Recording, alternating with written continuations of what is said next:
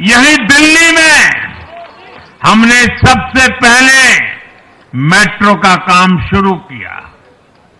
हमने अन्य शहरों में एयरपोर्ट, मेट्रो और अर्बन डेवलपमेंट के प्रोजेक्ट पर काम किया।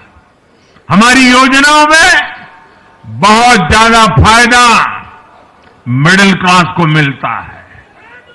स्टार्टअप इंडिया जैसे अभियानों के कारण छोटे शहरों के लोग अपने सपनों को पूरा कर रहे हैं। आयुष्मान भारत और जन औषधि केंद्रों के कारण देश के करोड़ों लोगों को अच्छी स्वास्थ्य सुविधाएं मिल रही है। साथियों, देश की नारी शक्ति का आशीर्वाद हमारा सबसे बड़ा रक्षा कवच है।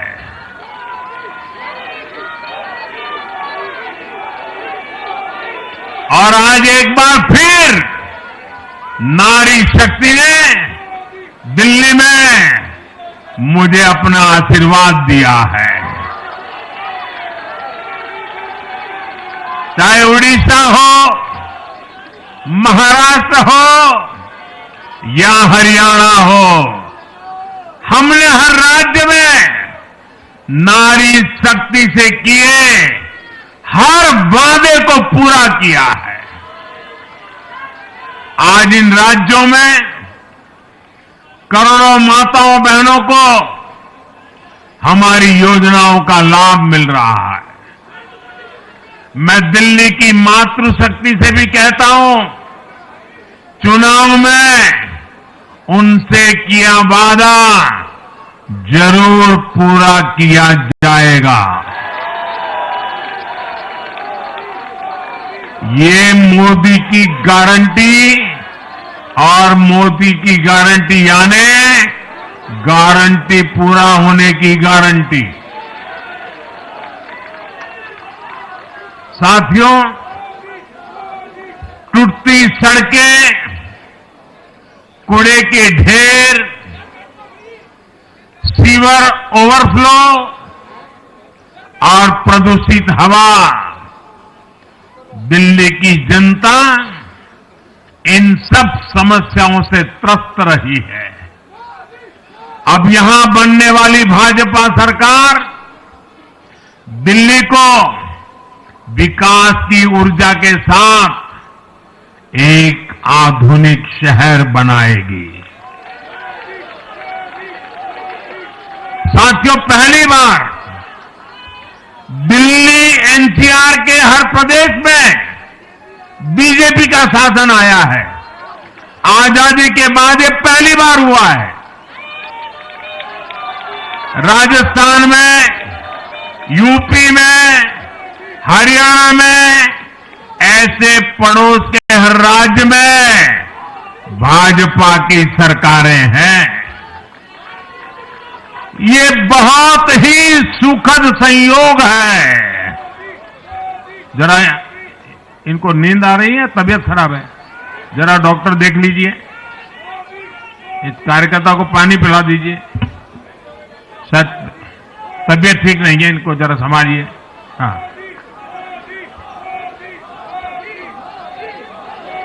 नहीं, वो थोड़े अनईजी लग रहे हैं। हाँ, पानी पिलाइए, थोड़े अनईजी लग रहे हैं।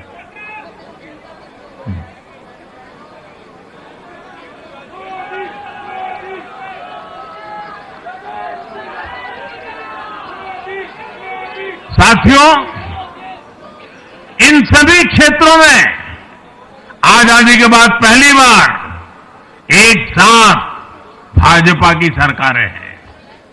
इस एक संयोग से दिल्ली और पूरे एनसीआर में तरक्की के अनगिनत रास्ते खुलने जा रहे हैं।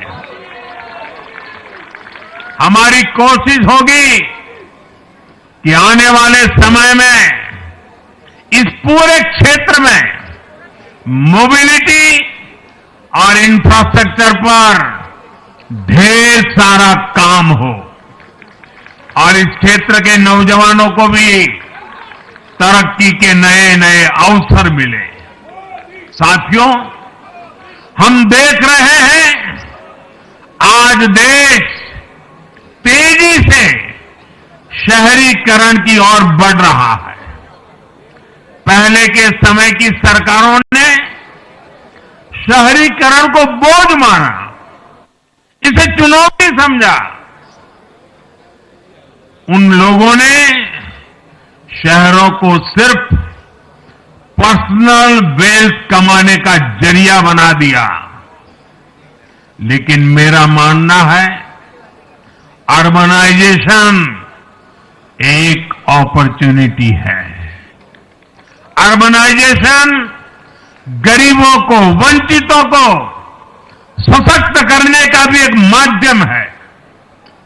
दिल्ली भारत का गेटवे है और इसलिए इसे देश का सर्वश्रेष्ठ अर्बन इंफ्रास्ट्रक्चर मिलना ही चाहिए। दिल्ली के लोगों ने हाउसिंग सेक्टर में हमारा काम देखा है। लोगों ने सड़कों के लिए हमारी परफॉर्मेंस देखी है। अब हम दिल्ली वालों की आकांक्षाओं को पूरा करने में पूरी शक्ति से जुट जाएंगे। साथियों, दिल्ली का जनादेश विकास के साथ ही विरासत की समृद्धि के लिए भी है। गंगे च यमुने चैव गोदावरी सरस्वती कावेरी नर्मदे सिंधु, ये भारत का सांस्कृतिक और आध्यात्मिक उद्घोष है। मां यमुना हमारी आस्था का केंद्र है। तभी तो कहते हैं नमो नमस्ते यमुने सदा त्वम भवस्व में मंगल कारणम च। हम लोग हमारा सदा मंगल करने वाली यमुना देवी को नमस्कार करते हैं। लेकिन उसी यमुना जी की इन लोगों ने कैसी दुर्दशा कर दी। दिल्ली का तो अस्तित्व ही मां यमुना जी की गोद में पनपा है। दिल्ली के लोग यमुना जी की इस पीड़ा को देखकर कितना आहत होते रहे हैं, लेकिन दिल्ली की आपदा ने इस आस्था का अपमान किया। दिल्ली की आपदा ने लोगों की भावनाओं को, उनकी आस्था को पैरों तले कुचल दिया। अपनी नाकामी के लिए हरियाणा के लोगों पर इतना बड़ा आरोप लगा दिया। साथियों, मैंने चुनाव प्रचार के दौरान संकल्प लिया है कि यमुना जी को हम दिल्ली शहर की पहचान बनाएंगे।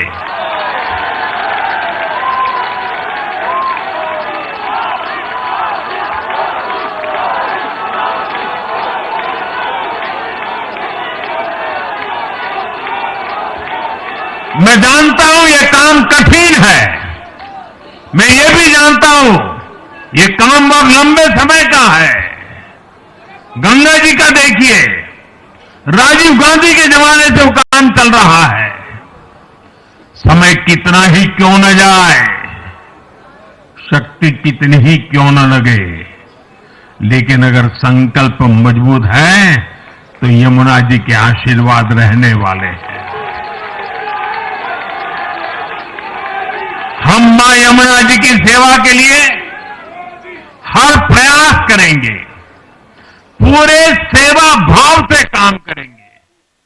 साथियों, ये आपदा वाले ये कहकर राजनीति में आए थे कि हम राजनीति बदल डालेंगे, लेकिन ये कट्टर बेईमान निकले।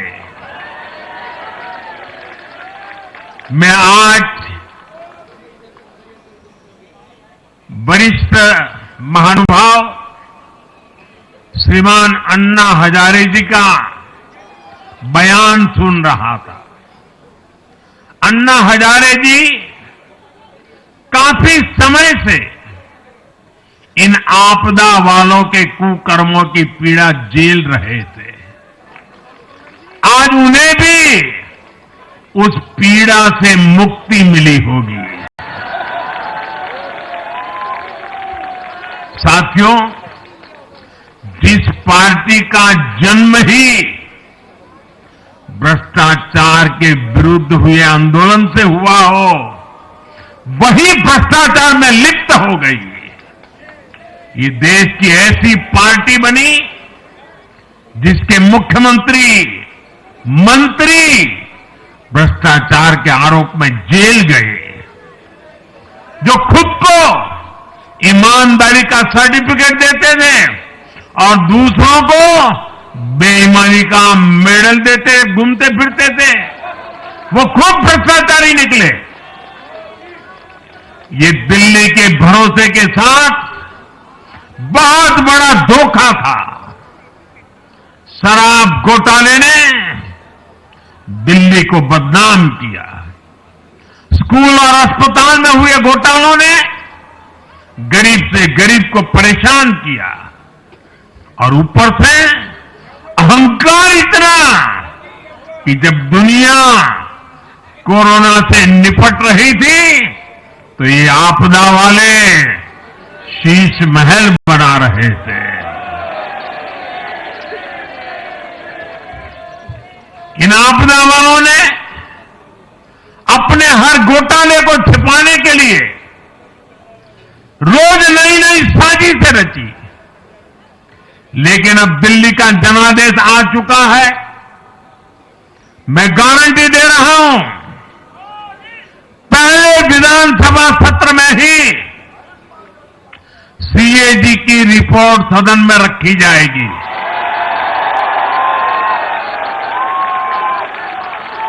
भ्रष्टाचार के हर तार की जांच होगी और जिसने भी लूटा है उसको लौटाना पड़ेगा।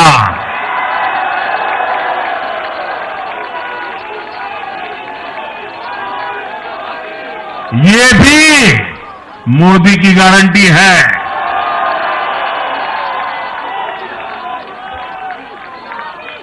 साथियों, आज जनता ने फिर एक बार कांग्रेस को कड़ा संदेश दिया है। दिल्ली के चुनाव में कांग्रेस ने जीरो की डबल हैट्रिक लगाई है। देश की राजधानी में देश की सबसे पुरानी पार्टी का लगातार दिल्ली में 6 बार से खाता नहीं खुल रहा है और ये लोग खुद को पराजय का गोल्ड मेडल देते फिर रहे हैं। सच्चाई ये है कि कांग्रेस पर देश बिल्कुल भरोसा करने के लिए तैयार नहीं है। पिछली बार मैंने कहा था कि कांग्रेस एक परजीवी पार्टी बन चुकी है। ये खुद तो डूबती है, अपने साथियों को भी डुबोती है। साथियों, कांग्रेस एक के बाद एक अपने सहयोगियों को खत्म कर रही है और इनका तरीका भी बड़ा मजेदार है। आज की कांग्रेस अपने सहयोगों की जो भाषा है, जो उनके एजेंडा है, उसी को चुराने में लगी हुई है। उनके मुद्दे चुराती है, फिर उनके वोट बैंक में सेंध मारती है। यूपी में कांग्रेस उस वोट बैंक को छीनने की कोशिश कर रही है जिस पर समाजवादी पार्टी और बीएसपी अपना हक मानती थी। मुलायम सिंह जी इसको बराबर समझ गए थे। इसी तरह तमिलनाडु में कांग्रेस आज डीएमके की भाषा डबल जोर से बोलती है। उनको डीएमके के वोटर को लुभाना करके खुद की हैसियत बनानी है। बिहार में भी ये कांग्रेस ही है जो जातिवाद का जहर फैलाकर अपनी सहयोगी आरजेडी का जो पेटेंट है उसी जमीन को खाने में जुट गई है। ठीक ऐसा ही यहां जम्मू कश्मीर, बंगाल में भी कांग्रेस ने अपने सहयोगियों का किया है। अब आज दिल्ली में भी साफ हो गया कि जो भी कांग्रेस का हाथ एक बार थामता है उसका बंटाधार होना तय हो जाता है।